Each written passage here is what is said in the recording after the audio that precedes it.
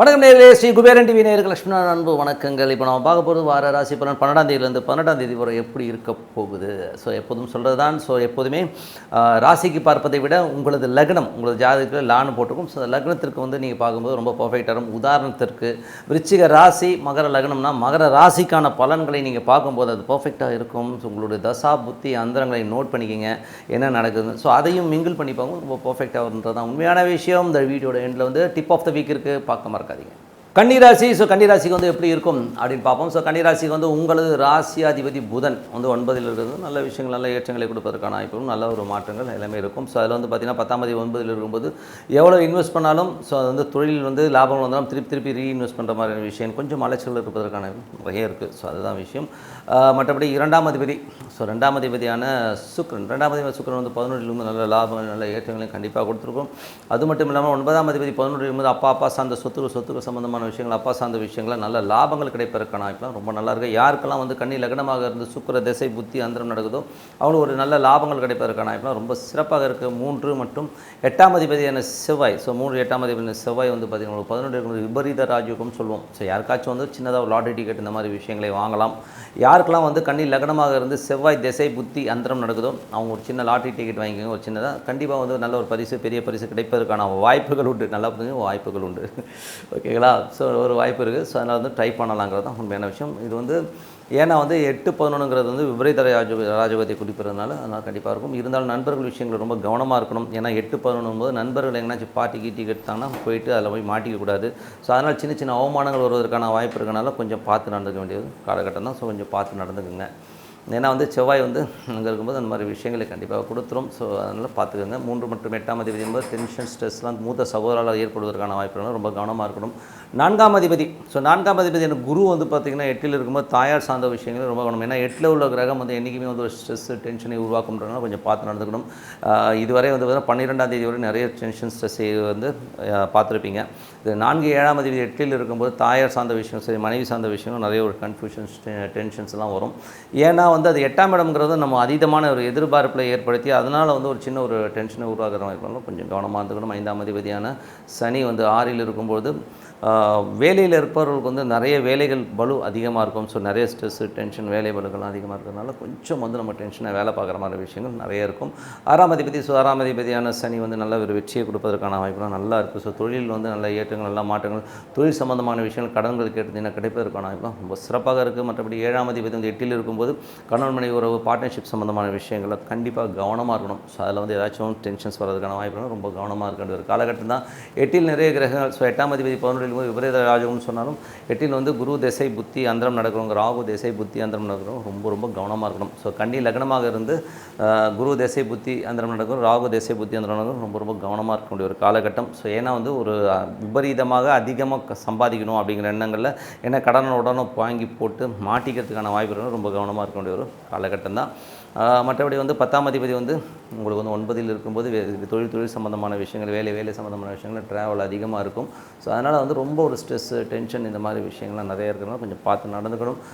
மற்றபடி 11ல் நல்ல லாபத்தில் செவ்வாய் வந்து நீச்சமாக இருந்தாலும் லாபங்களை அள்ளி தருவார். பட் இன்னும் சின்ன ஒரு மனக்காயங்கள், ஒரு சின்ன அவமானங்கள், நண்பர்கள் விஷயங்கள் ரொம்ப கவனமாக இருக்கக்கூடிய ஒரு காலகட்டம் தாங்க. மற்றபடி எல்லாமே சிறப்பு தான்.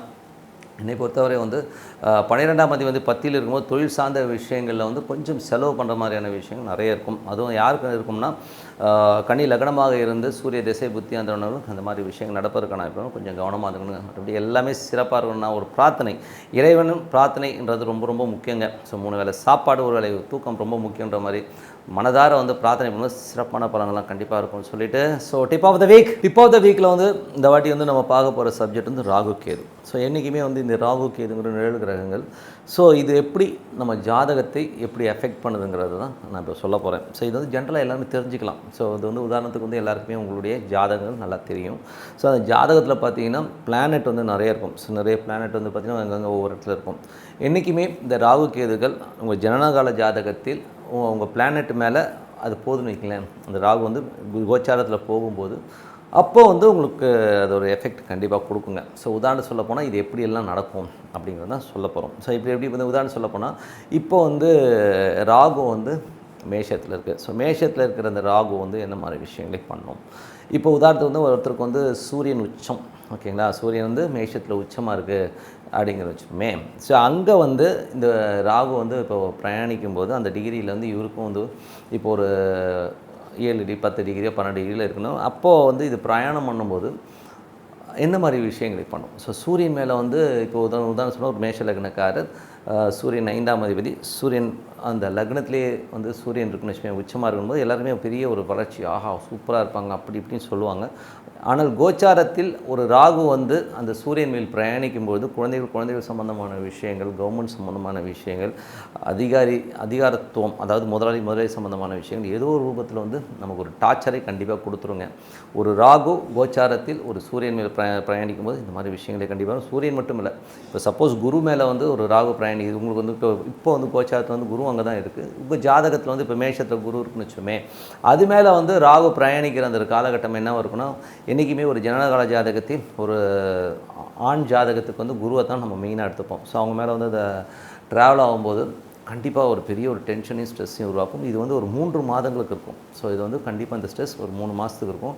அந்த 3 மாதம் எப்படி இருக்குன்னா உங்களுக்கு ரொம்ப பிளைண்ட் ஆகிடும். ஸோ வந்து பிளாங்க் ஆக்கி ஒரு ஸ்ட்ரெஸ்ஸை கண்டிப்பாக உருவாக்குங்கிறது தான் உண்மையான விஷயம். இது தெரிஞ்சுக்கோங்க. ஏன்னா இப்போ அடுத்த வருஷம் வந்து உங்கள் ஜனனகால ஜாதகத்தில் வந்து ராகு வந்து அது மேலே போகும்போது அது சார்ந்த துறை, அது சார்ந்த விஷயங்கள் நீங்கள் கொஞ்சம் அலர்ட்டாக இருந்துக்கிட்டிங்கனாலே நீங்கள் வந்து அதுலேருந்து எஸ்கேப் பண்ணலாம். அதே மாதிரி கேதுவும் அப்படி தான். ஸோ கேது வந்து இப்போ வந்து துலாமில் இருக்குது. இப்போது யாராச்சும் ஒருத்தருக்கு வந்து இப்போது உதாரணம் சொல்ல போனால் சுக்கிரன் வந்து அங்கே வந்து நல்லா ஆட்சியாக இருக்குது துலாமில் அப்படிங்கும்போது, அங்கே கேது அது மேலே போகும்போது மனைவி சார்ந்த உறவுகள், பெண்கள் சார்ந்த உறவுகளால் நமக்கு ரொம்ப டென்ஷன்ஸு, வழக்குகள், கேதுனாலே வழக்குகள், கடன்கள் ஏற்படுவதற்கான வாய்ப்புலாம் நிறைய இருக்கும்.